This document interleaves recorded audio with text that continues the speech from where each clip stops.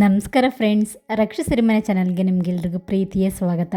I hope ನೀವೆಲ್ಲರೂ ಚೆನ್ನಾಗಿದ್ದೀರಾ ಅಂತ ಭಾವಿಸ್ತೀನಿ. ಇವತ್ತಿನ ವಿಡಿಯೋದಲ್ಲಿ ನಾವು ಹಳೇಬೀಡಿನಲ್ಲಿರುವ ಹೊಯ್ಸಳೇಶ್ವರ ದೇವಸ್ಥಾನದ ಬಗ್ಗೆ ತಿಳ್ಕೊಳ್ಳೋಣ. ಕರ್ನಾಟಕ ರಾಜ್ಯದ ಹಾಸನ ಜಿಲ್ಲೆಯಲ್ಲಿರುವ ಹಳೇಬೀಡು ಶಿಲ್ಪಕಲೆಗಳ ನೆಲೆಬೀಡು ಅಂತಲೇ ಹೆಸರುವಾಸಿಯಾಗಿದೆ. ಇಂಥ ಒಂದು ಅದ್ಭುತ ಜಾಗಕ್ಕೆ ನಾನು ಇವತ್ತು ನಿಮ್ಮನ್ನು ಕರ್ಕೊಂಡು ಹೋಗ್ತೀನಿ. ನಾನು ಕೂಡ ಬಹಳ ವರ್ಷಗಳ ಆದಮೇಲೆ ನಾನು ಹಳೇಬೀಡಿಗೆ ಹೋಗಿದ್ದೀನಿ. ನನಗೆ ನೆನಪಿರೋ ಹಾಗೆ ನಾನು 4th ಸ್ಟ್ಯಾಂಡರ್ಡ್ ಇದ್ದಾಗ ಸ್ಕೂಲಿಂದ ಟ್ರಿಪ್ ಕರ್ಕೊಂಡು ಹೋಗಿದ್ರು. ಅದಾದಮೇಲೆ ನಾನು ಈ ದೇವಸ್ಥಾನಕ್ಕೆ ಬಂದೇ ಇರಲಿಲ್ಲ. ಎಷ್ಟೋ ವರ್ಷಗಳ ಆದ ನಂತರ ನಾನು ಇಲ್ಲಿ ಬಂದಿದ್ದೀನಿ. ಆದರೆ ನನಗೆ ಆ ಚಿಕ್ಕ ವಯಸ್ಸಲ್ಲಿ ನೋಡಿದಂಥ ನೆನಪೇ ನನಗೆ ಮರುಕಳಿಸ್ತಾ ಇದೆ. ಅಲ್ಲಿ ನಾವು ಪಾರ್ಕಲ್ಲಿ ಕುತ್ಕೊಂಡು ಆಟ ಆಡಿದ್ದು, ಈ ಜಾಗಗಳನ್ನೆಲ್ಲ ನಾವು ಮುಟ್ಟಿ ನೋಡಿದ್ದು, ಮತ್ತು ಅಲ್ಲಿ ನಮ್ಮ ರಾಜಣ್ಣ ಮೇಸ್ಟ್ರು ಅಂತ ಇದ್ರು ನಮ್ಮೂರಲ್ಲಿ, ಅವರೇ ಇಲ್ಲಿ ಕರ್ಕೊಂಡು ಬಂದಿದ್ದು. ಇವತ್ತು ನಾನು ಆ ಸರ್ನ ನಾನು ನೆನಪಿಸ್ಕೊಳ್ತೀನಿ. ಆ ಸರು ಉಪ್ಪಿಟ್ಟು ಮತ್ತು ಕೇಸರಿ ಭಾತನ್ನ ಮಾಡ್ಕೊಂಡು ಬಂದು ಬೇಲೂರು ಮತ್ತು ಹಳೇಬೀಡನ್ನ ತೋರಿಸ್ಕೊಂಡು ಬಂದಿದ್ರು. ಅದು ಇವತ್ತಿಗೂ ಕೂಡ ಮರೆಯೋಕ್ಕಾಗಲ್ಲ. ಫ್ರೆಂಡ್ಸ್, ನಾನು ಯಾಕೆ ಈ ಚೈಲ್ಡ್ಹುಡ್ ಸ್ಟೋರಿನ ಹೇಳ್ತಾ ಇದ್ದೀನಿ ಅಂದರೆ, ಸಾಮಾನ್ಯವಾಗಿ ನಾವು ಚಿಕ್ಕ ವಯಸ್ಸಲ್ಲಿ ಮಕ್ಕಳಿಗೆ ಏನು ತೋರಿಸ್ತೀವಿ ಅದು ಶಾಶ್ವತವಾಗಿ ತಲೆಯಲ್ಲಿ ಉಳ್ಕೊಳ್ಳುತ್ತೆ. ಈಗಿನ ದಿನಗಳಲ್ಲಂತೂ ಪೇರೆಂಟ್ಸ್ಗಳು ಮಕ್ಕಳು ಸ್ಕೂಲ್ ರಜೆ ಇದ್ದಾಗ ಅಥವಾ ಅವ್ರಿಗೆ ರಜೆ ಇದ್ದಾಗ ಸಾಮಾನ್ಯವಾಗಿ ರೆಸಾರ್ಟ್ಗಳಿಗೆ ಹೋಗ್ತಾರೆ, ಬೇರೆ ಇನ್ಯಾವುದೋ ಪಿಕ್ನಿಕ್ ಪ್ಲೇಸ್ಗಳಿಗೆ ಹೋಗ್ತಾರೆ. ಆದರೆ ಇಂಥ ಅದ್ಭುತವಾದ ಇತಿಹಾಸ ಇರುವಂಥ ಇಂಥ ಪ್ಲೇಸ್ಗೆ ಮಕ್ಕಳುಗಳನ್ನ ಕರ್ಕೊಂಡು ಬಂದು ತೋರಿಸೋದ್ರಿಂದ, ಮತ್ತು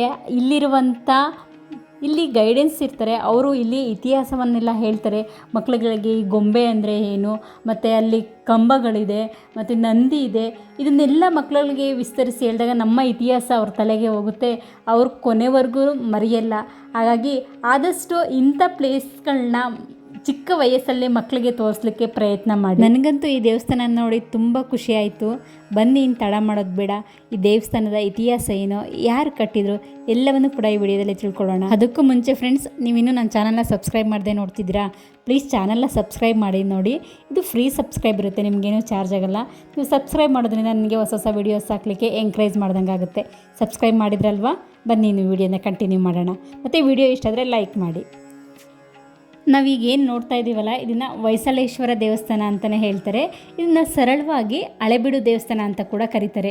ಇದು ಸುಮಾರು 12ನೇ ಶತಮಾನದ ಹಿಂದೂ ದೇವಾಲಯಗಳಲ್ಲಿ ಶಿವನಿಗೆ ಸಮರ್ಪಿತವಾದ ದೇವಸ್ಥಾನ ಅಂತ ಹೇಳಲಾಗುತ್ತದೆ. ಭಾರತದ ಕರ್ನಾಟಕ ರಾಜ್ಯದ ಪಟ್ಟಣ ಮತ್ತು ಹೊಯ್ಸಳ ಸಾಮ್ರಾಜ್ಯದ ಇಂದಿನ ರಾಜಧಾನಿಯಲ್ಲಿನ ಅತಿ ದೊಡ್ಡ ಸ್ಮಾರಕವಾಗಿದೆ. ಈ ದೇವಾಲಯವನ್ನು ದೊಡ್ಡ ಮಾನವ ನಿರ್ಮಿತ ಸರೋವರದ ದಡದಲ್ಲಿ ನಿರ್ಮಿಸಲಾಗಿದೆ ಮತ್ತು ಹೊಯ್ಸಳ ಸಾಮ್ರಾಜ್ಯದ ರಾಜ ವಿಷ್ಣುವರ್ಧನ ಪ್ರಾಯೋಜಿಸಿದ್ದಾನೆ. ಇದನ್ನು ಹೊಯ್ಸಳ ವಂಶ ದಕ್ಷಿಣ ಭಾರತದ ಕೆಲ ಭಾಗಗಳನ್ನು ಆಳಿದ ರಾಜವಂಶ. ಹೊಯ್ಸಳ ಸಾಮ್ರಾಜ್ಯದ ರಾಜಧಾನಿ ದ್ವಾರಸಮುದ್ರ, ಅಂದರೆ ಇಂದಿನ ಹಳೇಬೀಡು, ಹಾಸನ ಜಿಲ್ಲೆಯಲ್ಲಿದೆ. ಕರ್ನಾಟಕ ರಾಜ್ಯದ ಹಾಸನ ಜಿಲ್ಲೆಯಲ್ಲಿದೆ. ಜಾನಪದ ನಂಬಿಕೆಯಂತೆ ಹೊಯ್ಸಳ ಎಂಬ ಹೆಸರು ಈ ವಂಶದ ಸಂಸ್ಥಾಪಕ ಸ್ಥಳನಿಂದ ಉತ್ಪತ್ತಿಯಾದದ್ದು. ಚಾರಿತ್ರಿಕವಾಗಿ ಈ ಸಂಸ್ಥಾಪಕನ ಹೆಸರು ನೃಪಕಾಮ ಎಂದು ಕೂಡ ಊಹಿಸಲಾಗಿದೆ. ಹಳೇಬೀಡು ಶಿಲ್ಪಕಲೆಯ ನೆಲೆಬೀಡು. ಹಳೇಬೀಡಿನ ಮೊದಲ ಹೆಸರು ದ್ವಾರಸಮುದ್ರ. ರಾಷ್ಟ್ರಕೂಟರ ದೊರೆ ಭಾವದೊರ ಎಂಬಾತ ಇಲ್ಲಿ ಕೆರೆಯನ್ನು ನಿರ್ಮಿಸಿ ರಾಜ್ಯಭಾರ ಮಾಡಿದ್ರಿಂದ ಇದಕ್ಕೆ ದ್ವಾರಸಮುದ್ರ ಎಂಬ ಹೆಸರು ಬಂತು ಅಂತ ಹೇಳಲಾಗುತ್ತೆ. ಹೆಸರು ಹಳೆಯಬೀಡಾದರೂ ಇಲ್ಲಿನ ಶಿಲ್ಪಕಲೆಗಳು ನವನವೀನ, ನಿತ್ಯ ನೂತನ. ಹಳೆಯಬೀಡಿನಲ್ಲಿ ಹಲವಾರು ಅತ್ಯಂತ ಸುಂದರ ದೇವಾಲಯಗಳಿದ್ದರೂ ಕೂಡ ಹಲವಾರು ರಾಜರ ದಾಳಿಯ ನಂತರವೂ ಸುಸ್ಥಿತಿಯಲ್ಲಿ ಉಳಿದಿರುವುದು ಹಳೇಬೀಡಿನ ಹೊಯ್ಸಳೇಶ್ವರ ದೇವಾಲಯ ಮಾತ್ರ. ಇದು ಶಿವನ ಆಲಯ. ಇಲ್ಲಿಗೆ ಸಮೀಪದ ಘಟ್ಟದಾಳಿಯಲ್ಲಿ ದೊರೆತಿರುವ ಶಾಸನವನ್ನು ಆಧರಿಸಿ ಈ ದೇವಾಲಯವನ್ನು ರಾಜ ವಿಷ್ಣುವರ್ಧನನ ಅಕಾರಿ ಅಥವಾ ದಂಡನಾಯಕ ಕೇತಮಲ್ಲ 1121ರಲ್ಲಿ ಕಟ್ಟಿಸಲು ಪ್ರಾರಂಭಿಸಿದ ಅಂತ ಹೇಳಲಾಗುತ್ತೆ. ಹೊಯ್ಸಳ ಸಾಮ್ರಾಜ್ಯದ ಅತ್ಯಂತ ಪ್ರಸಿದ್ಧ ಅರಸು ಬಿಟ್ಟಿಗ ಅಥವಾ ಬಲ್ಲಾಳ ಬಿಟ್ಟಿದೇವ. ಈತನ ನಂತರದ ಹೆಸರು ವಿಷ್ಣುವರ್ಧನ.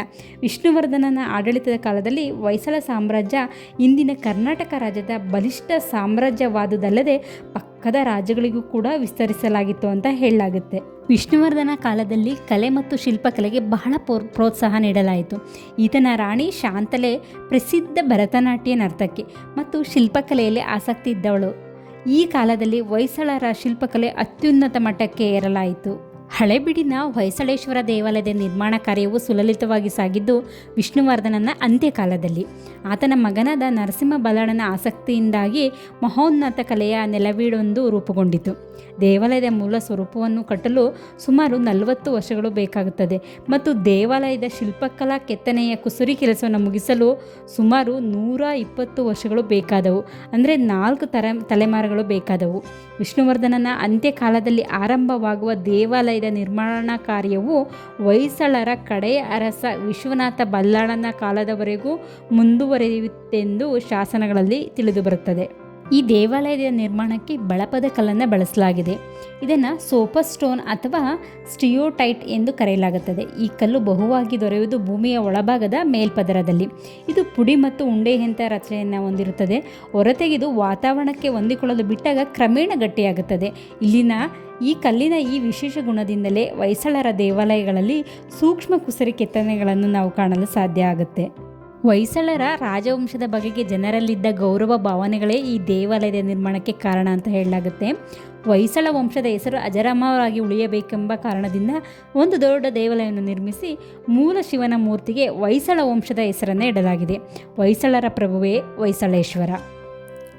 ಈ ದೇವಾಲಯದ ನಿರ್ಮಾಣ ಕಾರ್ಯದಲ್ಲಿ 20,000ಕ್ಕೂ ಹೆಚ್ಚು ಶಿಲ್ಪಿಗಳು ಅಥವಾ ಕಾರ್ಮಿಕರು ಕೈ ಜೋಡಿಸಿದರೆಂದು ಅಧ್ಯಯನಗಳಿಂದ ತಿಳಿದು ಬಂದಿದೆ. ಕಲ್ಲು ಹುಡುಕುವವರು, ತರುವವರು, ಮೊದಲ ಹಂತದ ಕೆತ್ತನೆ ಮಾಡುವವರು, ನಿರ್ದಿಷ್ಟ ಜಾಗದಲ್ಲಿ ಜೋಡಿಸುವವರು, ಅಂತಿಮ ಹಂತದ ಕೆತ್ತನೆಗಾರರು, ಕುಸುರಿ ಕೆಲಸಗಾರರು ಒಳಗೊಂಡಂತೆ ಸಾವಿರಾರು ಮಂದಿ ಕೈ ಜೋಡಿಸಿದ್ದಾರೆ. ಇವೆಲ್ಲವಕ್ಕೂ ಮಿಗಿಲಾಗಿ ಮುಖ್ಯ ವಾಸ್ತುತಜ್ಞನಿಂದ ಈ ದೇವಾಲಯದ ಮಾದರಿ ನಕ್ಷೆಯು ಸಿದ್ಧವಾಗಿರುತ್ತಿತ್ತು. ಅದರ ಅನುಸಾರವೇ ವರ್ಷಗಳ ಕಾಲ ನುರಿತ ಶಿಲ್ಪಿಗಳು ಕಾರ್ಯದಲ್ಲಿ ತೊಡಗಿಕೊಳ್ಳುತ್ತಿದ್ದರು.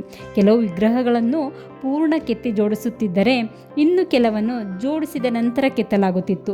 ಹೊಯ್ಸಳರ ಶಿಲ್ಪಕಲೆಗಿಂತ ಅದಮ್ಯ ಪ್ರೋತ್ಸಾಹವೇ ಹಳೆಬೀಡಿನಲ್ಲಿ ಅದ್ಭುತ ದೇವಾಲಯಗಳು ನಿರ್ಮಾಣವಾಗಲು ಕಾರಣ ಅಂತ ಹೇಳ್ಬೋದು. ಅದ್ಭುತ ಕೆಲಸವಿರುವ ದೇವಾಲಯವಾದರೂ ಕೆತ್ತನೆಯನ್ನು ಮಾಡಿರುವ ಶಿಲ್ಪಿಗಳ ಹೆಸರುಗಳು ಹೆಚ್ಚು ತಿಳಿದು ಬರುವುದಿಲ್ಲ.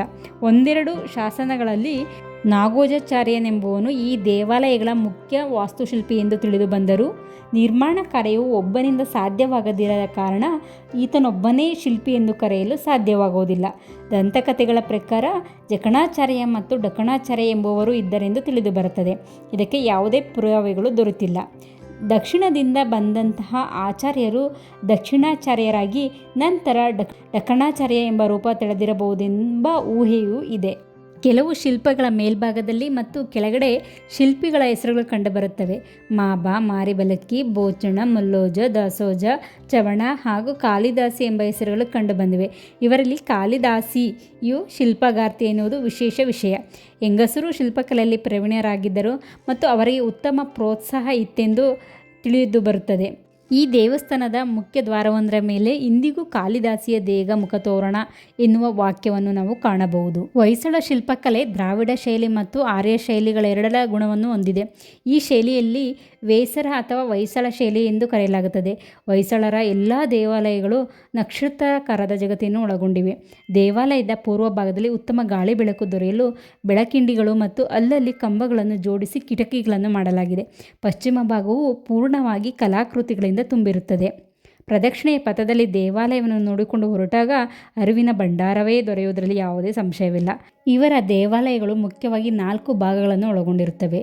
ಮೂಲ ದೇವರ ಮೂರ್ತಿ ಇರುವ ಭಾಗವು ಗರ್ಭಗೃಹ, ನಂತರದ ಸ್ಥಳ ಶಕುನಾಸಿ ಅಥವಾ ಅಂತರಾಳ, ಮೂರನೆಯದು ನವರಂಗ ಅಥವಾ ಸಭಾಮಂಟಪ ಮತ್ತು 4ನೆಯದು ವಾಹನ ಮಂಟಪ. ಗರ್ಭಗುಡಿಯಲ್ಲಿ ಸಂಬಂಧಿಸಿದ ದೇವರ ಮೂಲ ವಿಗ್ರಹವಿರುತ್ತದೆ. ಅಂತರಾಳ ಅಥವಾ ಶಕುನಾಸಿಯು ವಿಶೇಷ ಪ್ರಾರ್ಥನೆಗೆ, ರಾಜರಿಗೆ ದೇವಾಲಯಕ್ಕೆ ಸಂಬಂಧಪಟ್ಟ ಧಾರ್ಮಿಕ ಅಧಿಕಾರಿಗಳು ಪ್ರಾರ್ಥನೆ ಸಲ್ಲಿಸಲು ಮತ್ತು ಉತ್ಸವ ದೇವರುಗಳನ್ನು ಇಟ್ಟು ಪೂಜಿಸುವ ಸ್ಥಳವಾಗಿರುತ್ತದೆ. ಸಭಾಮಂಟಪ ಅಥವಾ ನವರಂಗವು ಸಾರ್ವಜನಿಕರ ಬಳಕೆಗೆ ಮುಕ್ತವಾಗಿರುತ್ತದೆ. ನವರಂಗ ಮಂಟಪವು ಸಾಂಸ್ಕೃತಿಕ ಚಟುವಟಿಕೆಗಳನ್ನು ನಡೆಸಲು ವಿಶೇಷ ಸಭೆಗಳನ್ನು ನಡೆಸುವುದಕ್ಕಾಗಿ ರಚನೆಯಾಗಿರುತ್ತದೆ. ವಾಹನ ಮಂಟಪದಲ್ಲಿ ಸಂಬಂಧಿಸಿದ ದೇವರ ವಾಹನಗಳನ್ನು ಕೆತ್ತಿ ಇರಿಸಲಾಗುತ್ತದೆ. ಉದಾಹರಣೆಗೆ ಶಿವನಿಗೆ ನಂದಿಯು ವಾಹನವಾದರೆ ವಿಷ್ಣುವಿನ ಮುಂದೆ ಗರುಡನ ಮೂರ್ತಿ ಇರುತ್ತದೆ. ಬೇಲೂರು ಒಳನೋಡು ಹಳೆಬೀಡನ್ನು ಹೊರನೋಡು ಎಂಬ ನಾಣ್ಣುಡಿಯಂತೆ ಹಳೆಬೀಡಿನ ದೇವಾಲಯವು ಹೊರನೋಟಕ್ಕೆ ಹೆಚ್ಚು ಪ್ರಸಿದ್ಧಿಯಾಗಿದೆ. ದೇವಾಲಯದ ಪ್ರದಕ್ಷಿಣಾ ಪಥದಲ್ಲಿ ಸುಮಾರು 15,000ಕ್ಕೂ ಹೆಚ್ಚಿನ ಶಿಲ್ಪಗಳನ್ನು ನಾವು ಕಾಣಬಹುದು. ಒಂದರಲ್ಲೊಂದು ಸೂಕ್ಷ್ಮ ಕುಸರಿ ಕೆಲಸದ ಜೊತೆಗೆ ಪೌರಾಣಿಕ, ಸಾಮಾಜಿಕ ಮತ್ತು ಅಂದಿನ ನಾಗರಿಕತೆಯನ್ನು ಹೇಳುವ ಅನೇಕ ಕಲಾಕೃತಿಯನ್ನು ನಾವು ನೋಡಬಹುದು. ಒಳಭಾಗದಲ್ಲಿ ಇನ್ನೂ ಹೆಚ್ಚಿನ ಕುಸರಿ ಕೆಲಸವಿರುವ ವಿಗ್ರಹಗಳಿದ್ದು ಹೊರಭಾಗಕ್ಕೆ ಹೋಲಿಸಿದರೆ ಕಡಿಮೆ ಸಂಖ್ಯೆಯಲ್ಲಿವೆ. ದೇವಾಲಯಕ್ಕೆ 4 ಮುಖ್ಯ ಹೆಬ್ಬಾಗಿಲುಗಳಿದ್ದು ಎಲ್ಲ ಬಾಗಿಲುಗಳಲ್ಲೂ ಮಕರ ತೋರಣವನ್ನು ಕೆತ್ತಲಾಗಿದೆ. ರಾಮಾಯಣ, ಮಹಾಭಾರತ ಮುಂತಾದ ಅನೇಕ ಪುರಾಣ ಕಥೆಗಳು, ಇತಿಹಾಸದ ತುಣುಕುಗಳು ಇಲ್ಲಿ ಕಂಡುಬರುತ್ತವೆ. ಹೊಯ್ಸಳರ ಕಾಲದಲ್ಲಿ ದೇವಾಲಯದ ದಕ್ಷಿಣದ ಬಾಗಿಲು ರಾಜದ್ವಾರವಾಗಿತ್ತು. ಅರಮನೆಯ ಅವಶೇಷಗಳು ದಕ್ಷಿಣ ದಿಕ್ಕಿಗೆ ಇರುವುದರಿಂದ ದಕ್ಷಿಣದ ಬಾಗಿಲನ್ನು ಪ್ರವೇಶಕ್ಕೆ ಇಟ್ಟುಕೊಂಡಿದ್ದರೆಂದು ಊಹಿಸಬಹುದು. ರಾಜದ್ವಾರದ ಮುಂಭಾಗದಲ್ಲಿ ದೊಡ್ಡ ಗಣಪತಿಯ ವಿಗ್ರಹ ಮತ್ತು ಹೊಯ್ಸಳರ ಲಾಂಛನವನ್ನು ಕಡೆದಿರಿಸಲಾಗಿದೆ. ದೇವಾಲಯದ ಪ್ರಕಾರವು ವಿಶಾಲವಾಗಿದ್ದು ಎತ್ತರದ ಜಗತಿಯನ್ನು ಹೊಂದಿದೆ. ಹೊರಭಿತ್ತಿಯಲ್ಲಿ 11 ಸಾಲುಗಳಿದ್ದು ಕೆಳಗಿನಿಂದ ಮೊದಲ 4-5 ಸಾಲುಗಳು ಆನೆ, ಕುದುರೆ, ಸಿಂಹ, ಹಂಸ ಮತ್ತು ಬಳ್ಳಿಯ ಕೆತ್ತನೆಗಳನ್ನು ಹೊಂದಿವೆ. ನಂತರ ಪುರಾಣ, ಇತಿಹಾಸಗಳನ್ನು ಹೇಳುವ ಶಿಲ್ಪಿಗಳ ಸಾಲಿನ ಕೊನೆಯ ಸಾಲಿನಲ್ಲಿ ಕಾಮಸೂತ್ರದ ವಿವಿಧ ಭಂಗಿಗಳನ್ನು ತೋರಿಸುವ ಚಿತ್ರಗಳಿವೆ. ಎಲ್ಲದರಲ್ಲೂ ತುಂಬ ನಾಜೂಕಿನ ಕೆಲಸವಿದೆ. ಪುರುಷಾರ್ಥಗಳಾದ ಧರ್ಮ, ಅರ್ಥ, ಕಾಮಗಳನ್ನು ಅರಿತು ಮುನ್ನಡೆಯಲು ಅಂದಿನ ಕಾಲದಲ್ಲೇ ವಿವರವಾಗಿ ಕಲಾಕೃತಿಗಳ ಮೂಲಕ ತಿಳಿಸಲಾಗಿದೆ ಅಂತ ಹೇಳ್ಬೋದು. ಹೊರಭಾಗದಲ್ಲಿ 2 ದೊಡ್ಡ ನಂದಿಯ ವಿಗ್ರಹವನ್ನು ನಾವು ನೋಡಬಹುದು. ಎರಡರಲ್ಲೂ ನಾಜೂಕಿನ ಕುಸುರಿ ಕೆಲಸಗಳನ್ನು ಗಮನಿಸಬಹುದು. ದೇವಾಲಯಕ್ಕೆ ಅಂದವನ್ನು ಹೆಚ್ಚಿಸುವ ಶಿಖರವು ಅನೇಕ ವರ್ಷಗಳ ಹಿಂದೆಯೇ ಕುಸಿದು ಬಿದ್ದು ಹೋಗಿದೆ ಅಂತ ಹೇಳಲಾಗುತ್ತದೆ. ಈಗ ಶಿಖರದ ಕುರುಹುಗಳಷ್ಟೇ ಉಳಿದಿವೆ. ದೇವಾಲಯದ ಶಿಲ್ಪಕಲೆಯ ಸೊಬಗನ್ನು ಕಣ್ಣಾರೆ ಕಂಡು ಸವಿಯುವುದೇ ನಮ್ಮ ಭಾಗ್ಯ ಅಂತ ಹೇಳ್ಬೋದು. ದೇವಾಲಯಕ್ಕೆ ಈಗ ಉತ್ತರ ಬಾಗಿಲಿಂದ ಪ್ರವೇಶನ ಕೊಡಲಾಗಿದೆ. ಈಗಿರುವ ಹಳೆಬೀಡು ಉತ್ತರಕ್ಕೆ ಹೆಚ್ಚು ಬೆಳೆದಿರುವುದರಿಂದ ಈ ವ್ಯವಸ್ಥೆಯನ್ನು ಮಾಡಲಾಗಿದೆ. ನೋಡಿದ್ರಲ್ಲ ಫ್ರೆಂಡ್ಸ್, ಹಳೆಬೀಡಿನ ಹೊಯ್ಸಳೇಶ್ವರ ದೇವಸ್ಥಾನ ಎಷ್ಟು ಅದ್ಭುತವಾಗಿದೆ ಅಂತ. ನಮ್ಮ ಹಾಸನ ಜಿಲ್ಲೆ ಶಿಲ್ಪಕಲೆಗಳ ತವರೂರು ಎಂದೇ ಹೆಸರುವಾಸಿಯಾಗಿದೆ. ಜೀವನದಲ್ಲಿ ಒಮ್ಮೆ ಆದರೂ ಹಳೆಬೀಡು ಮತ್ತು ಬೇಲೂರಿಗೆ ಭೇಟಿಯನ್ನು ನೀಡಿ ಆ ಶಿಲ್ಪಕಲೆಯನ್ನು ಕಣ್ತುಂಬಿಸ್ಕೋಬೇಕು. ನನ್ನ ಜೊತೆಗೆ ನಿಮಗೂ ಕೂಡ ಈ ದೇಗುಲದ ದರ್ಶನ ಮಾಡಿಸಿದ್ದೀನಿ. ಜೊತೆಗೆ ಈ ದೇವಸ್ಥಾನದ ಇತಿಹಾಸವನ್ನು ಕೂಡ ನಾನು ತಿಳಿದ ಮಟ್ಟಿಗೆ ತಿಳಿಸಿದ್ದೀನಿ. ಈ ವಿಡಿಯೋ ನೋಡಿದ ಮೇಲೆ ನಿಮಗೆ ಏನನ್ನಿಸ್ತು ಅಂತ ಹೇಳಿ ಕಮೆಂಟ್ ಮಾಡಿ. ಈ ವಿಡಿಯೋ ಇಷ್ಟ ಆದರೆ ಲೈಕ್ ಮಾಡಿ. ಮತ್ತು ನೀವಿನ್ನೂ ನನ್ನ ಚಾನಲ್ನ ಸಬ್ಸ್ಕ್ರೈಬ್ ಮಾಡದೆ ನೋಡ್ತಿದ್ರೆ ಪ್ಲೀಸ್ ಚಾನಲ್ನ ಸಬ್ಸ್ಕ್ರೈಬ್ ಮಾಡಿ ನೋಡಿ ಫ್ರೆಂಡ್ಸ್. ನೆಕ್ಸ್ಟ್ ವಿಡಿಯೋದಲ್ಲಿ ಸಿಗೋಣ. ಅಲ್ಲಿವರೆಗೂ ಟೇಕ್ ಕೇರ್, ಬಾಯ್.